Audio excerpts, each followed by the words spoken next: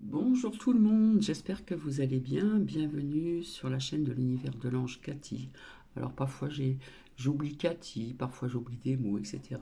Bref, j'espère que vous allez bien. Donc en ce lundi 30 janvier 2023, j'allais dire 2022, hein, j'ai envie de retourner en arrière. Non, non, merci. On a envie d'avancer, même si euh, on parle de 2023 d'une année charnière comme je vous en ai parlé. Donc, nous sommes bientôt à la fin du mois, hein. Donc demain, nous serons le 31. Vous savez très bien ce qui va se passer, donc le 31. Donc j'espère que vous allez bien.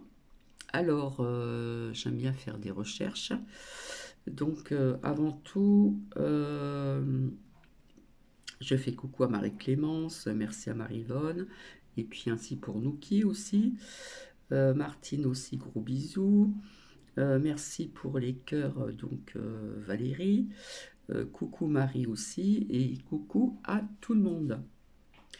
Donc j'ai hâte d'être à ce soir pour le live, hein, comme je vous ai dit, une fourchette de 18h30. Il se peut que je serai peut-être un petit peu en avance, nous verrons bien. En cas, j'attendrai pour ce que je dois venir au niveau des oracles, dont, comment dire, pas dont, mais ils sont toujours là, on ne les voit pas, ils sont cachés. Et ce matin, je suis tombée, alors il n'y a pas de hasard pour moi. Je suis tombée sur un documentaire, parce qu'il y en a qui m'ont dit qu'ils aimaient bien les documentaires. Par contre, je ne peux pas vous le faire visionner. Autrement, il faut que je ferme les stores et tout. Enfin, patati et patata. Bref, je ne sais pas quel temps il fait chez vous, mais alors ici, il fait un taux de crotte. Après un très beau soleil d'hier, aujourd'hui, nous avons de la pluie. Voilà, c'est gris, c'est de la pluie. Bon, on va dire que c'est un, un temps de saison. Bref. Euh, donc oui, je vais vous faire partager un petit documentaire qui n'est pas très long. Alors c'est sur l'ANC, le véritable secret de la clé de vie.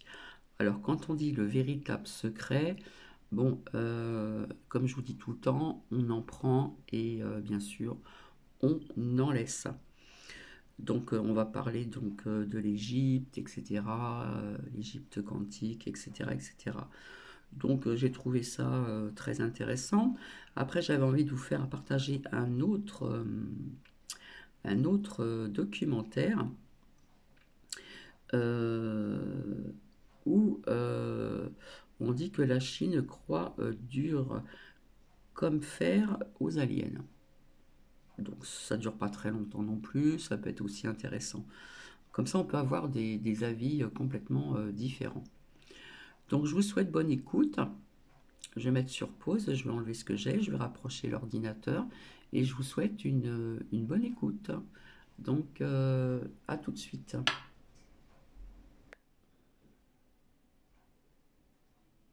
La clé de vie ou croix Ansé, que l'on appelle l'Ankh, est le symbole égyptien le plus populaire au monde. Mais sa signification et son usage restent encore pleins de mystères. Actuellement, la théorie qui a le vent en poupe prétend que l'Ankh serait une diode, un composant électronique d'une radio.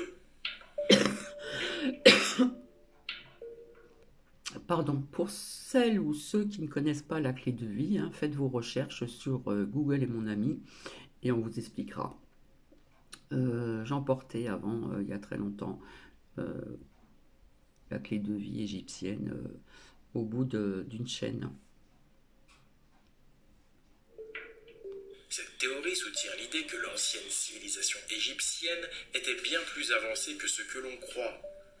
Si nous adhérons au fait que la civilisation des pyramides était bien plus avancée que ce que l'histoire officielle nous en dit, en revanche, nous adhérons à une toute autre théorie concernant l'Ankh.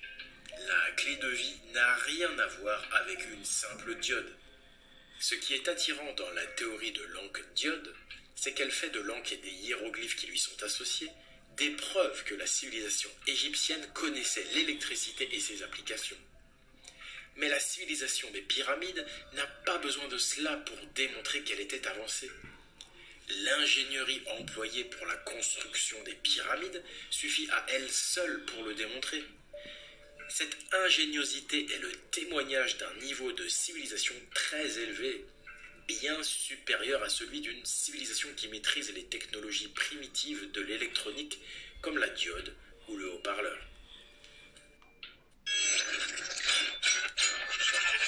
La civilisation égyptienne était beaucoup plus avancée que ce qu'en disent les archéologues actuellement au pouvoir. En revanche, j'ai une autre théorie concernant l'Ankh. Et je dois dire que cette théorie de l'Ankh-diode, elle me gêne un peu. Parce que, l'air de rien, avec son petit air, elle réduit tout ce qu'était l'ancienne civilisation égyptienne et tout ce qu'était sa spiritualité à un culte vulgaire, à une diode, un composant électronique qu'on apprend en BEP. La fabuleuse Égypte se résumerait par l'Ankh avec un culte à une diode qu'on aurait divinisée. Ça me gêne. Mais en fait, ça me gêne pas trop puisque ça va me permettre de vous exposer ma démonstration. Pour moi, l'Ankh, le djed, le tiet ne sont pas des composants électroniques. Ils sont bien plus que ça. Ce sont des portes vers un autre monde. Je m'explique. Ce sont des clés de compréhension d'un message qui nous est légué par cette ancienne civilisation égyptienne. Tout dépend de la façon dont on perçoit l'héritage égyptien. Pour les égyptologues et les partisans de l'Ankh-diode, tout tourne autour du culte religieux et de la domination du pharaon sur ces sujets. Mais de notre côté, nous pensons que notre attention doit être portée sur l'extrême robustesse des temples et sur le langage symbolique utilisé, qui démontre que les bâtisseurs étaient animés par une volonté de transmission aux générations futures. La pérennité des temples traduit l'intention des bâtisseurs de communiquer leurs pensées aux civilisations futures. Les temples et les hiéroglyphes sont des livres de pierre dont le but est de nous transmettre un message, de nous transmettre des connaissances. Ce message a été volontairement codé avec des symboles et des signes, car cette codification était nécessaire pour communiquer avec une civilisation éloignée dans le temps. La codification permet aussi de protéger le message et de le réserver à celui qui saura le décoder. C'est là où l'Ankh intervient, car c'est la clé de décodage du message. La clé de vie sert à redonner la vie à un message vieux de plusieurs millénaires.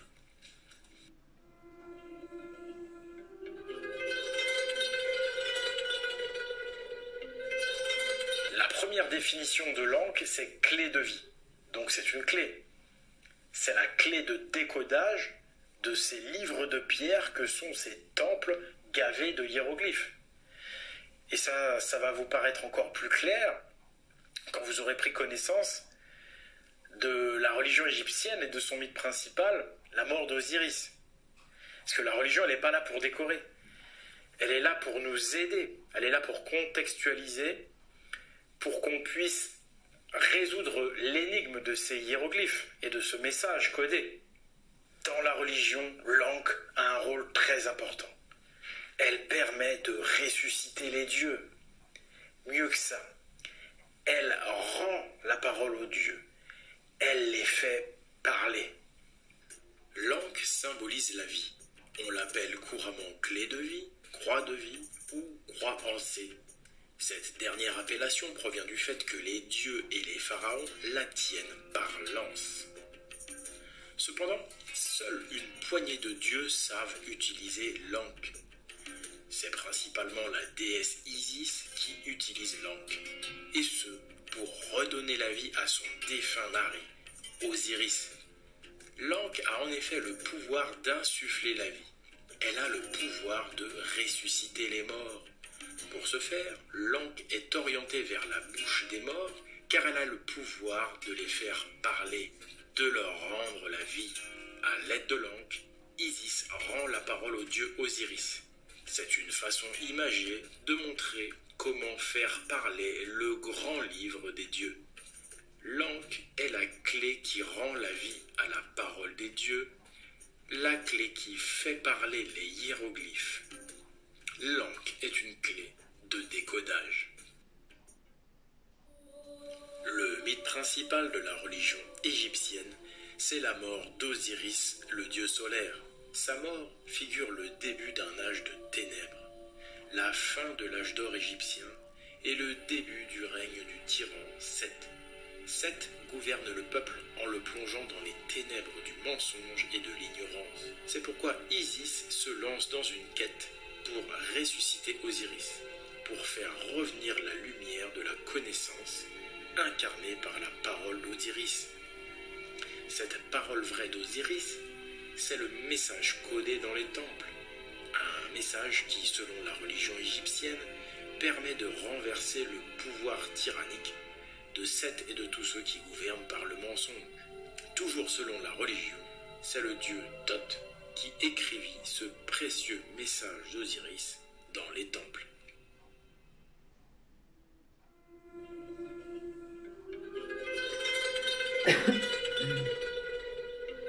Le dieu Thoth est le scribe des dieux. C'est lui qui a écrit la parole des dieux dans les temples. C'est lui qui, avec Isis, connaît le secret des hiéroglyphes et de l'Ankh, puisqu'il a lui-même créé ce code. Thoth est l'être le plus savant au monde. Il sait tout. Il a inventé l'écriture. Il a créé le calendrier, l'astronomie, la médecine et la magie. Mais il est aussi le patron des architectes. C'est Thoth qui créa les plans des pyramides, ainsi que ceux de tous les autres temples d'Égypte. Thoth est le grand architecte, le grand savant. Thoth est aussi d'une précieuse aide pour Isis dans sa quête pour ressusciter Osiris. Thoth est associé au retour de la lumière, au lever du soleil, au retour d'Osiris, car c'est lui qui possède la connaissance qui permet de sortir le monde des ténèbres.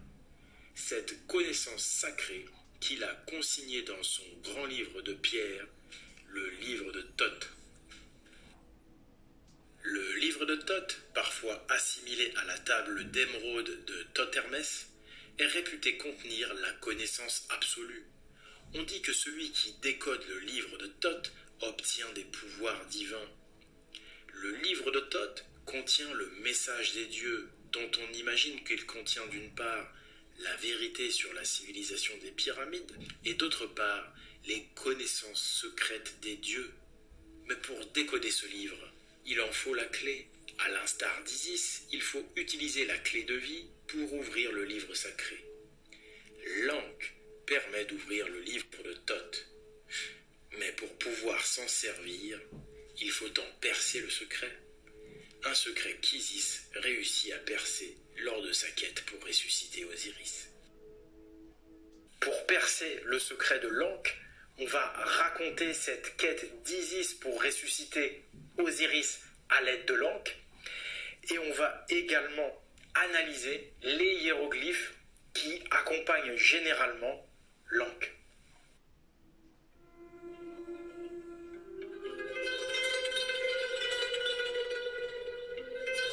Le 10 ou triangle coché, 8 fois sur 10, il est à côté de l'Ankh. Le 10 figurerait l'élévation et l'offrande. Malgré son omniprésence à côté de l'Ankh, il y a peu d'écrits sur le 10, et aucun chercheur ne semble avoir fait le rapprochement pourtant évident entre triangle et pyramide. Ce triangle est coché par une empreinte qui peut figurer une porte ou encore une serrure. Désolée, j'ai mis sur pause parce que j'ai une personne qui a frappé à ma porte. Donc nous continuons. Désolée. Si l'on perçoit le cochage comme une serrure, l'Ankh en devient la clé.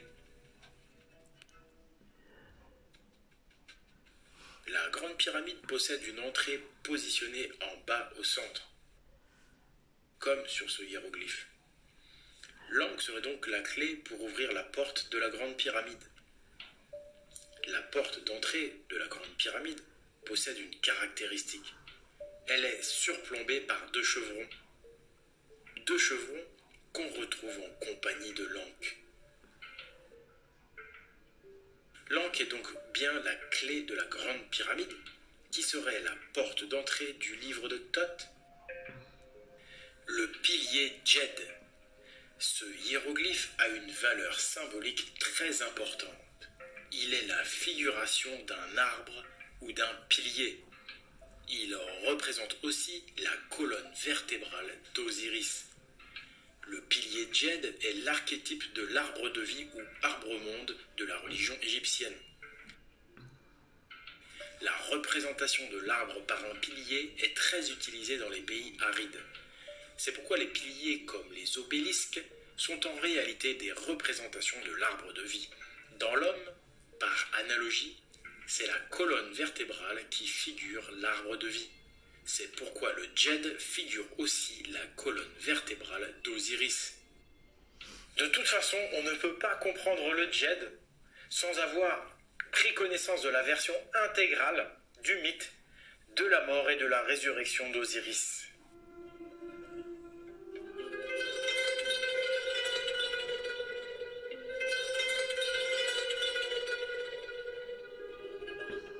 Dans le mythe de la mort d'Osiris, le dieu est assassiné par Seth, qui jette son cercueil dans le Nil. Le cercueil d'Osiris échoue alors sur une plage phénicienne. Aussitôt, il est recouvert par un arbre magique qui pousse tout autour de lui et l'englobe pour le protéger. Isis part à sa recherche. Elle est accompagnée de Thoth, qui lui est d'une grande aide pour retrouver l'arbre dans lequel le cercueil de son mari est enfermé. Mais le roi de Phénicie trouva également cet arbre, et il le trouva si beau que pour décorer sa demeure, il en fit extraire un pilier taillé directement dans le tronc. Le cercueil d'Osiris se retrouva à l'intérieur du pilier, et c'est seulement après avoir rendu de nombreux services qu'Isis obtint du roi le droit de récupérer le pilier. Isis tenta alors, avec l'aide de sa sœur Nephthys, de libérer Osiris du pilier de bois. Comme on le voit sur cette peinture sacrée, l'Ankh est la clé qui permet d'ouvrir le pilier cercueil.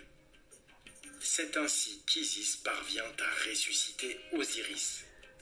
Le dieu solaire naît de nouveau. Sa renaissance est figurée par les bras du dieu qui tiennent le soleil.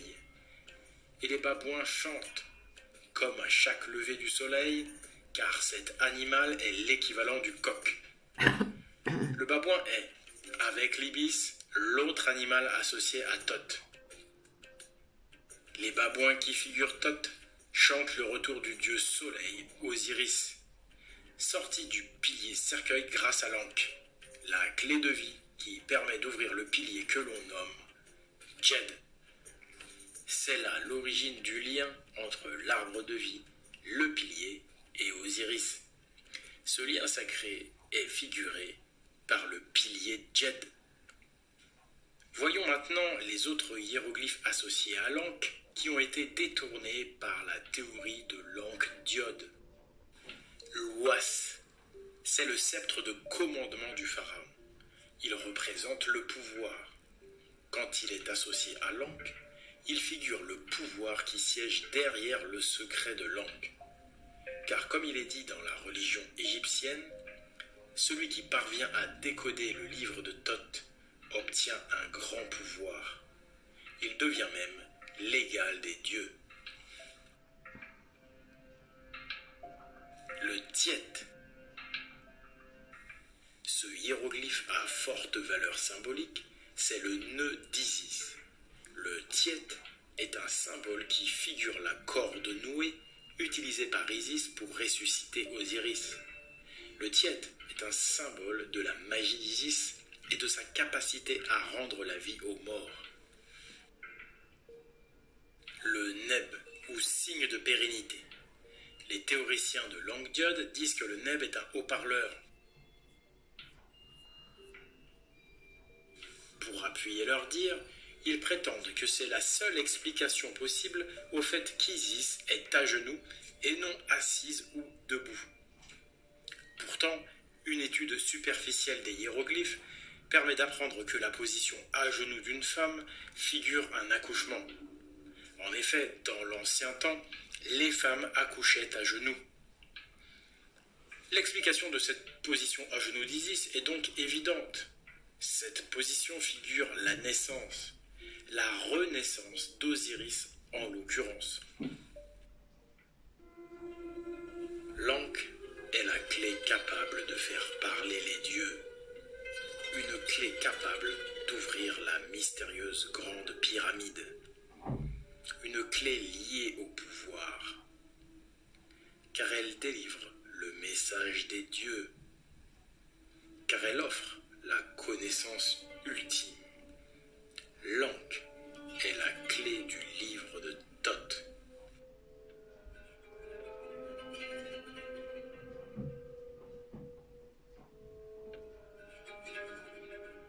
Parmi les autres détournements de cette théorie de l'Ankh-diode, il y a aussi l'expérience de Lichtenberg appliquée à l'Ankh. Et on vous montre le résultat de l'expérience au début. Mais en fait, ça veut rien dire parce que l'expérience de Lichtenberg, elle peut s'appliquer à des tas et des tas d'objets différents. Il y aura à chaque fois une réponse. Donc, montrer une réponse comme ça sans donner d'explication, ça veut rien dire. Je crois que cette théorie de l'Ankh-diode, elle arrange bien le Vatican. Le Vatican qui est à l'origine de la falsification de l'histoire et qui est encore aujourd'hui le grand bénéficiaire de la continuité de cette falsification. Je m'explique. Avec la théorie de l'Ankh-diode, on empêche implicitement que l'Ankh et les hiéroglyphes qui lui sont associés puissent avoir un rôle de transmission de connaissances. Selon l'Ankh-diode, tous ces temples et ces hiéroglyphes n'auraient pour seul but que le culte. En ce sens, l'Ankh-diode rejoint la théorie officielle qui, elle aussi, ne voit dans tous ces temples et dans ces pyramides que du culte. J'en reviens au Vatican. Que vous soyez musulman, chrétien ou transhumaniste qui croit en un dieu machine, vous êtes dans un culte. Et ça plaît au Vatican parce que vous êtes un citoyen conditionné par un culte dont il a le contrôle. Bref, avec l'Ankh-diode, on nous empêche de comprendre le véritable sens de la religion égyptienne et de tous ces temples, qui est de nous transmettre un message sur notre passé, un message pour nous éveiller, qui est le message de cette ancienne civilisation.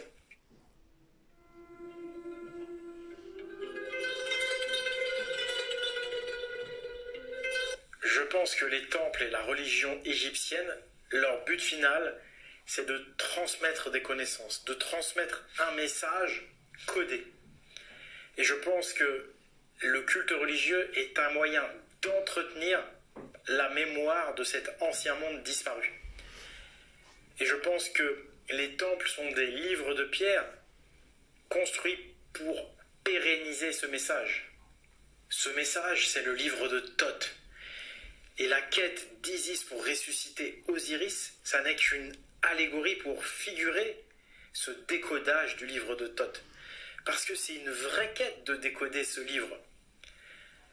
Et c'est en ce sens que l'Ankh est un symbole particulièrement sacré, parce qu'il est d'une extrême importance. C'est lui qui permet de décoder le livre de Thoth. C'est l'Ankh qui donne accès à des connaissances d'une extrême importance. Des connaissances venues d'une civilisation très ancienne, probablement plus avancée que la nôtre. Ma démonstration est encore loin d'être terminée. Donc voici, c'était pas très long, hein, avec mon petit blablabla, 24 minutes, on arrive sur les 25 minutes. Et c'est bizarre parce que je vous avais dit que j'ai mis sur pause parce que j'ai eu ma voisine qui m'a ramené quelque chose, des voisins très très gentils. Et comme elle n'aime pas les chiens, j'ai mis Nouki dans la cuisine. Et du coup, je suis revenue aussitôt ici et j'ai oublié Nouki dans la cuisine. Et instinctivement, il n'y a pas très longtemps, vous m'avez peut-être pas entendu me lever, je regardais à côté de moi. Je sais pas, c'est comme si Knouki était à côté de moi, mais il n'y était pas parce qu'il était dans la cuisine. Et je tourne euh, mes yeux tournés vers le divan où il a son plaid par-dessus, un plaid que j'ai sur le divan. C'est son petit coin, hein, voilà, c'est son petit territoire à lui.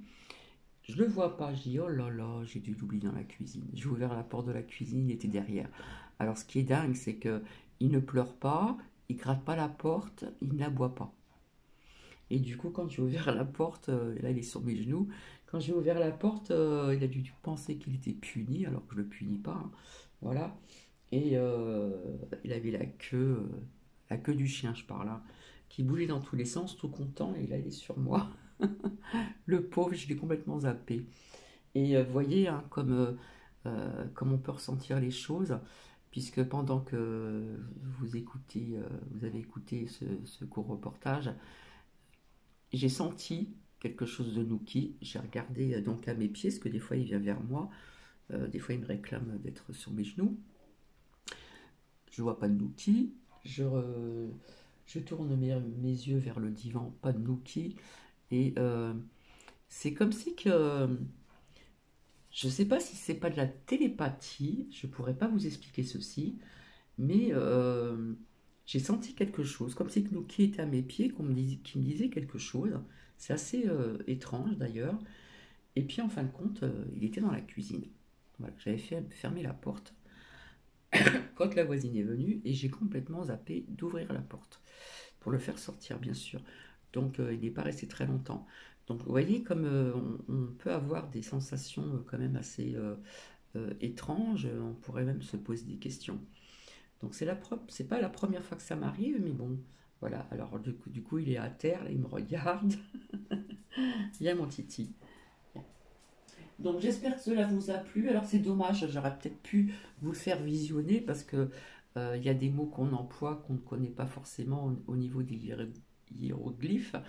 Bon, vous savez tous très bien que je suis attiré par tout ça, surtout par l'Égypte, hein. L'Égypte, très jeune, je me suis intéressé à l'Égypte, j'ai bu des livres, etc., etc. J'ai bu des lignes de livres, euh, voilà, plusieurs livres différents, et je me suis toujours intéressé par cette Égypte vraiment mystérieuse. Et il n'y a pas que l'Égypte. Enfin, je vais vous laisser, ça fait 27 minutes, bientôt 28. Donc j'espère que vous m'entendez bien. J'espère que cela vous a plu.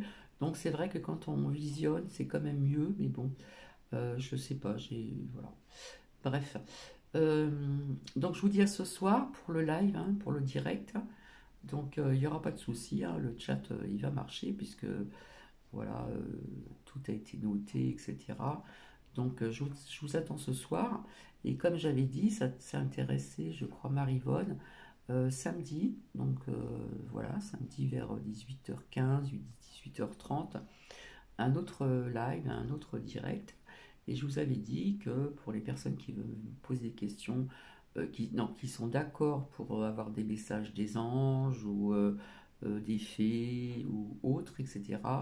Bon, ben, on pourra, je pourrais faire ceci avec vous, hein, si cela vous intéresse toujours.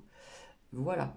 Donc je vous dis à ce soir, enfin 18h30, c'est pas encore vraiment la soirée, on va dire que c'est début de soirée, fin d'après-midi, début de soirée. Je vous embrasse et je vous souhaite donc, ça y est, Titi est à terre.